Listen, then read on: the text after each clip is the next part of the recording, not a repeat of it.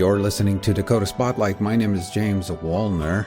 Last week we wrapped up Season 11, Homicide at House of Bottles, but that's not quite the end of it, because this week I've got a couple of extras for you from the season. But first things first, a spoiler alert. We will be discussing things here today that would spoil some of the story for you. Therefore, if you have not listened to the entirety of Season 11, I suggest you hit pause or stop on this episode right now and come back here later. I'll give those of you who need to do that a moment to do so.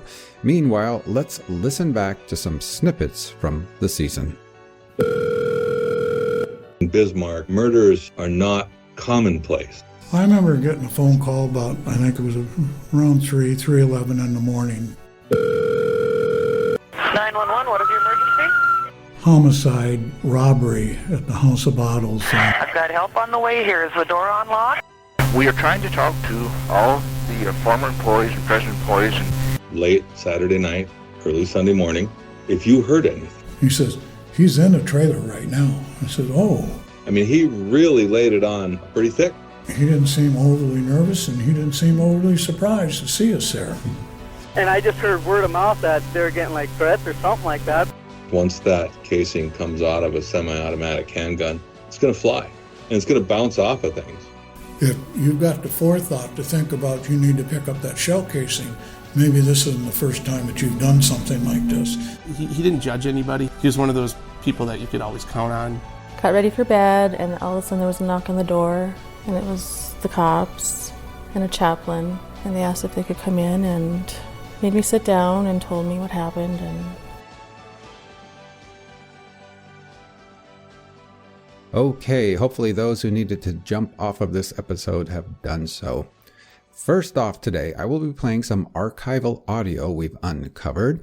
It's from local TV news coverage about the robbery and homicide. This audio is courtesy of the State Historical Society of North Dakota.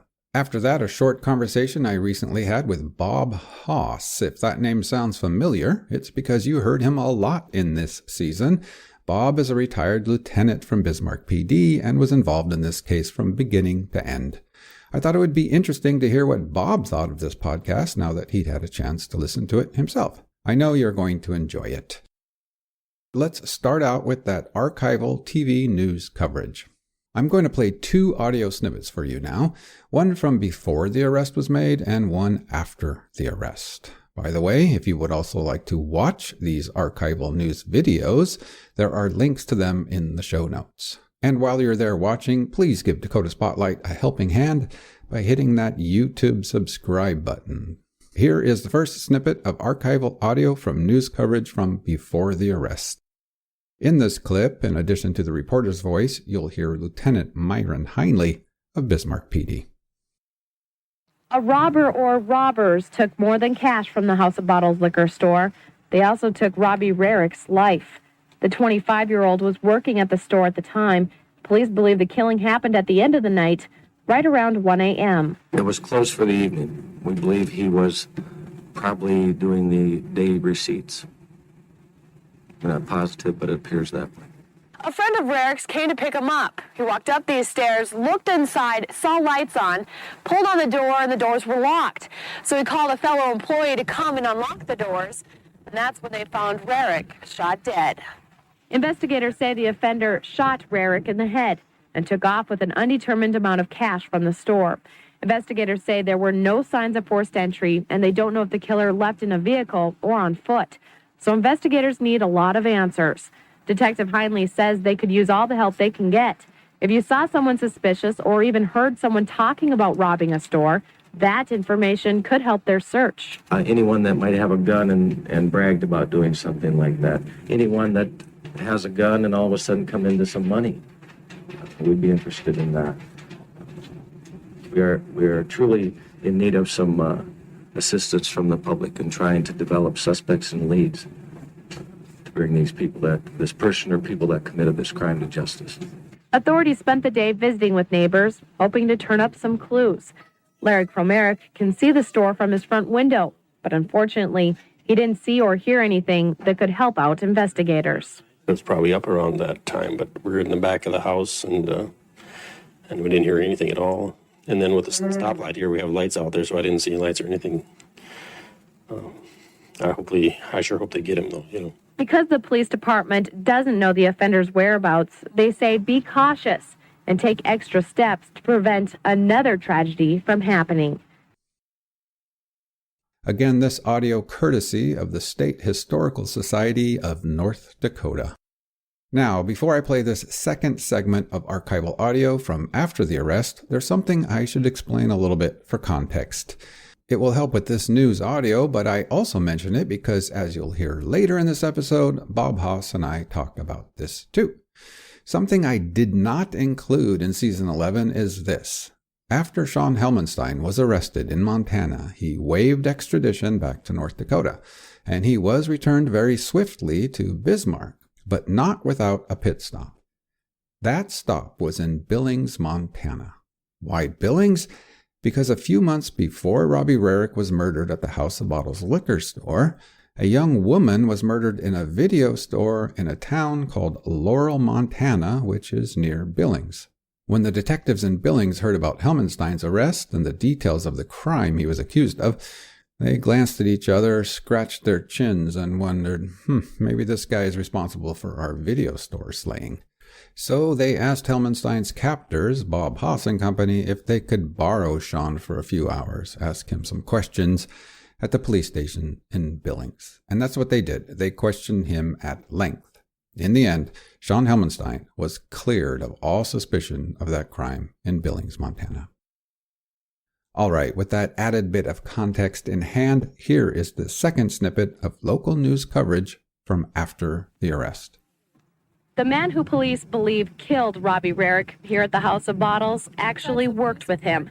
Sean Helmenstein, who's being charged with murder and robbery, worked with Robbie at the South House of Bottles in 1998, and that connection may have led to the arrest. House of Bottles owner Chad Wachter says he couldn't comment on Helmenstein's character or behavior, but he did say that when the police asked for a name of someone that could have killed Rahrich, Helmenstein's name was the first one Wachter gave.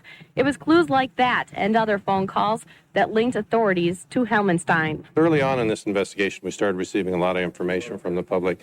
All those things started falling together. This individual had been employed by the House of Bottles, and with the information we were getting from the public and from co-workers, we just started developing that information, and it led us to his location in Montana. The robbery and murder took place here early Sunday morning, but authorities believe Helmenstein didn't leave town until Monday, at least a day after the shooting.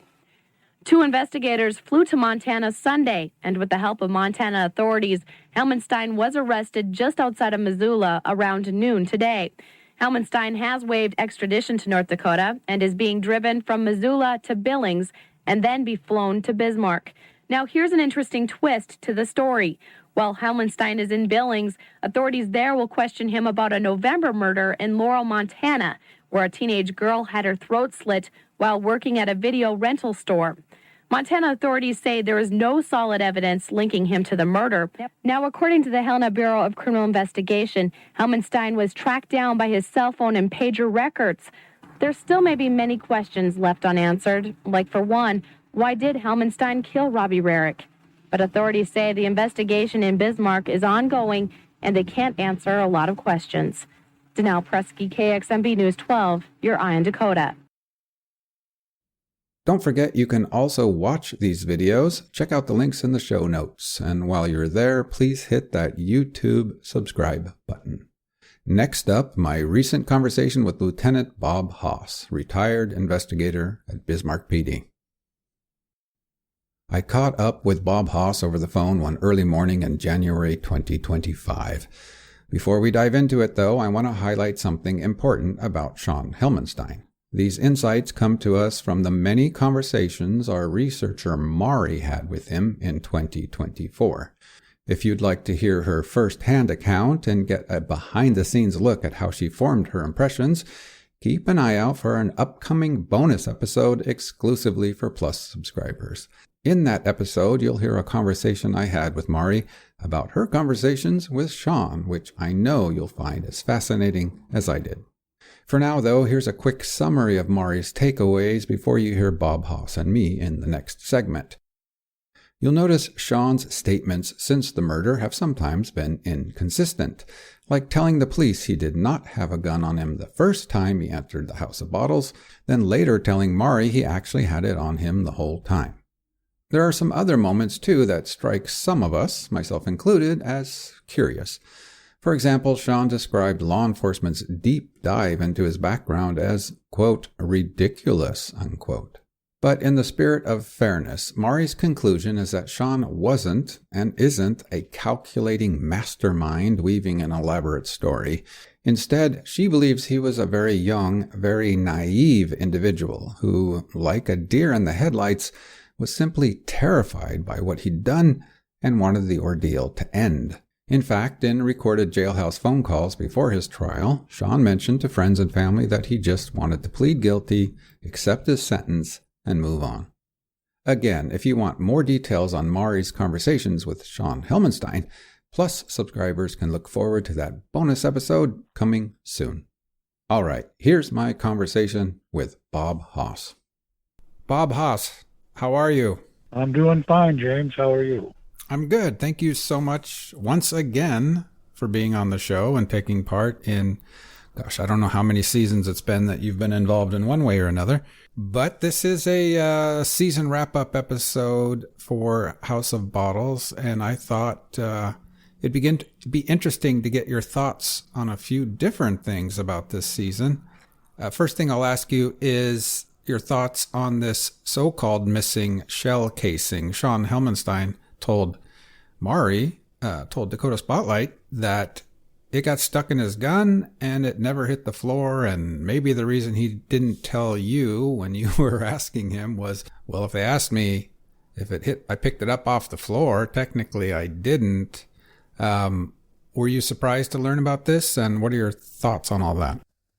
Yeah, I knew that with the gun that there was probably a shell casing that was ejected somewhere, but we couldn't find it, and we asked him several times, Sean, what happened to it, and, you know, I guess if he wants to get nitpicky about, you know, did he pick it up when we asked him if he picked it up and he said no, I guess he knew what we meant.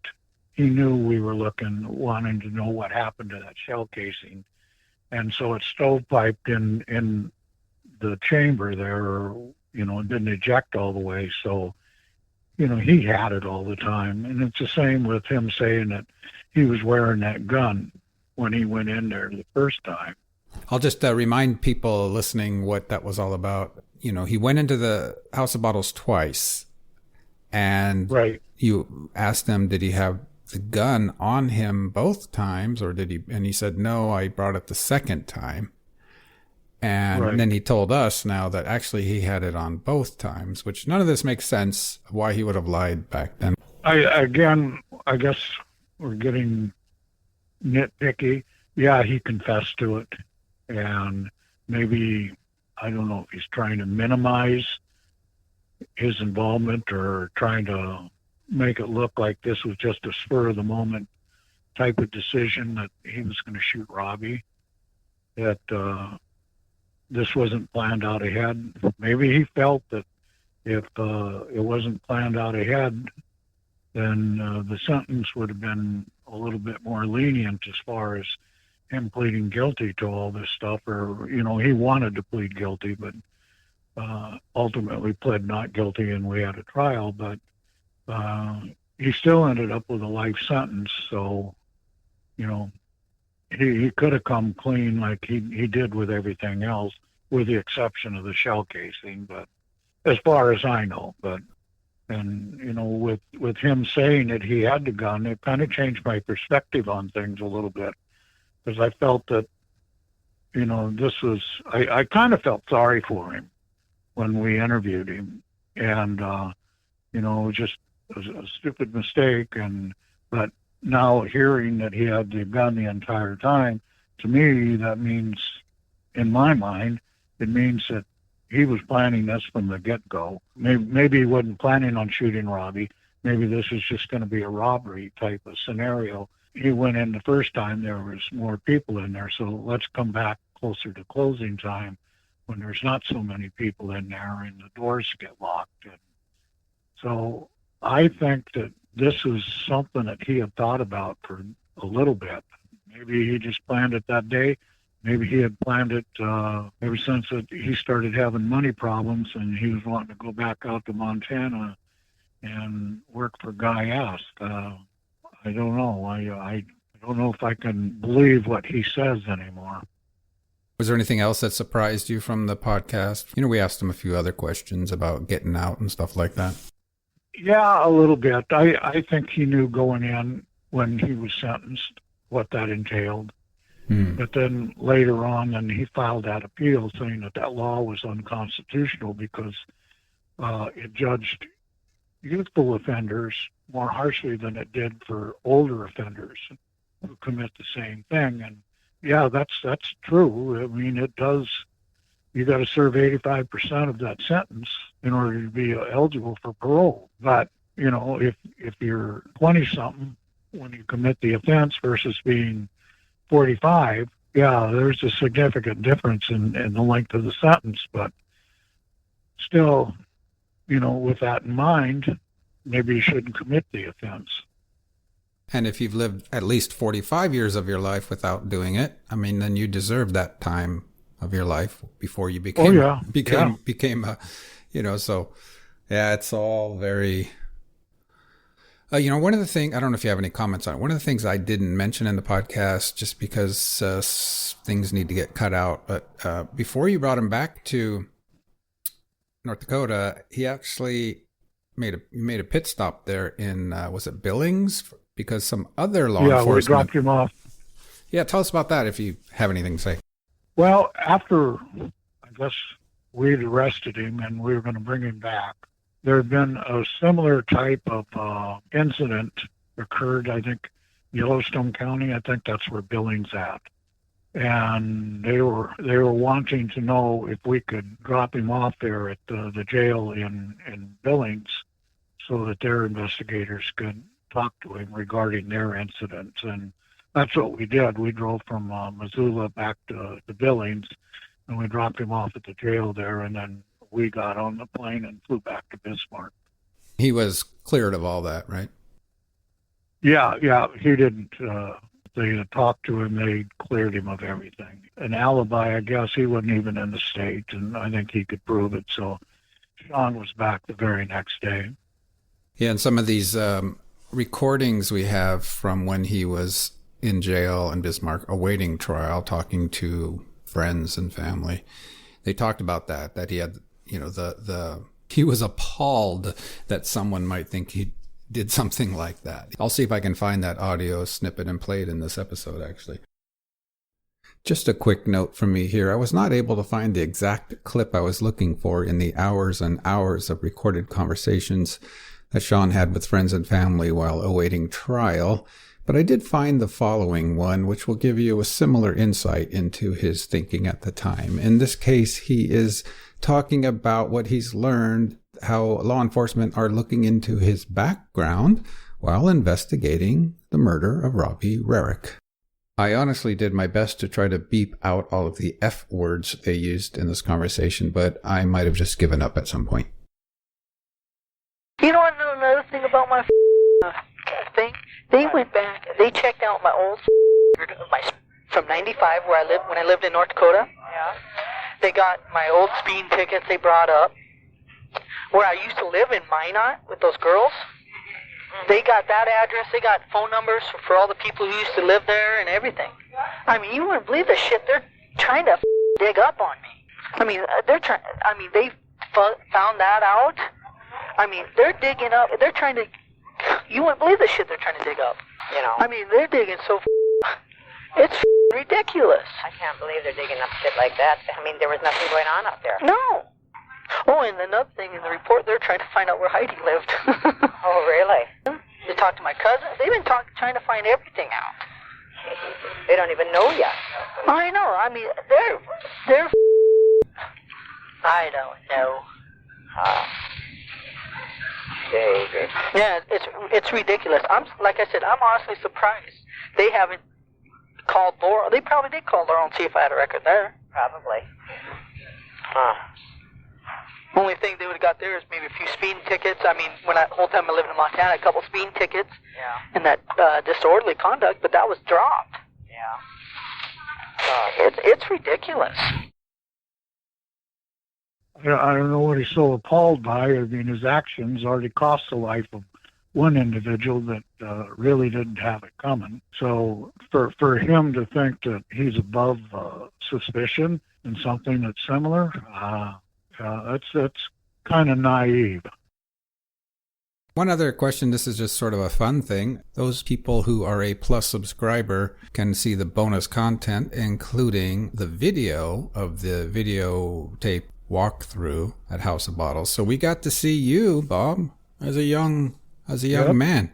That's I just wanted to say I liked your would you call it a coat? It's like a kind of a trench. No, it's not a trench coat. What would you call that? Well, I guess it's an overcoat, but it was kind of similar to a Navy pea coat, but it didn't have as big a collar and wasn't double-breasted and was a little bit longer. But I still got that coat. You still got it? Wow. I like that coat. I still got it, Jeff. With the scarf around it, made for a good detective look, in my opinion. Maybe you're just staying warm, but... Yeah, it helped me stay warm, I'll tell you that. Well... Anything else you want to mention about this season before we wrap it up? No, I think that you did an excellent job on it. Thank you. To me, not everything involved a lot of twists and curves, and this bit was pretty much straightforward once we found out who we were looking for, and we had narrowed that down within just a couple of days. And for him to call us and basically tell us that he was no longer in state, and kind of give us an information on where we might be able to locate him. And then for him to, I guess, confess 3 different times, and one being a videotape walkthrough of the crime scene, indicating what he did, for the most part. I mean, he left some stuff out, but he still admitted in the videotape walkthrough that the money bag that we were looking for, that he told us that he threw over the bridge when he was driving over the bridge to Mandan. He threw it in the Missouri River. It was actually, he still had it. So that reminds me, now that was a very interesting point of that video. You asked him, or maybe Heinle did, about the bag. Someone did, and then he had this long pause in this. When you see his face, he's just looking. You can just see him like, should I just come clean about this? And he says it in just such a sort of sad ways. It's in my bag that you guys have, Okay. Now, you told us yesterday too that when you went over to Mandan, you threw the money bag out. Do you recall where you threw it at all?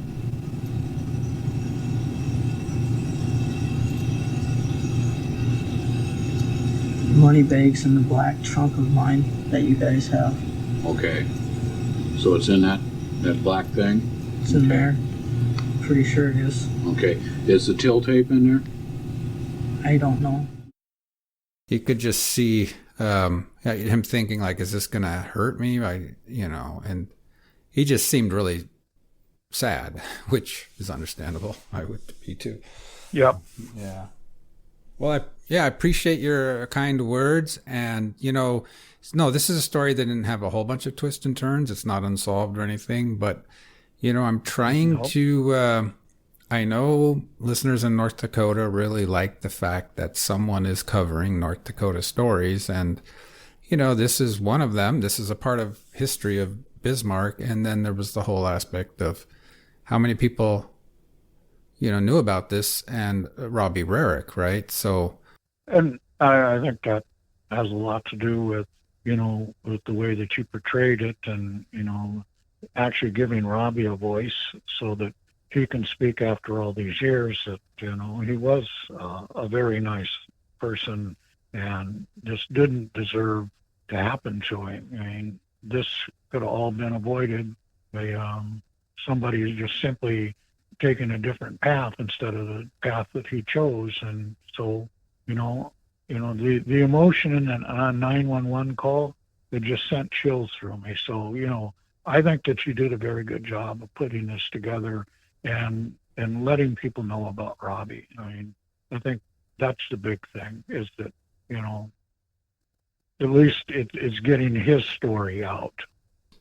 You know, as I said in the podcast, some of his friends understandably couldn't even talk about it. You know, it's just too painful.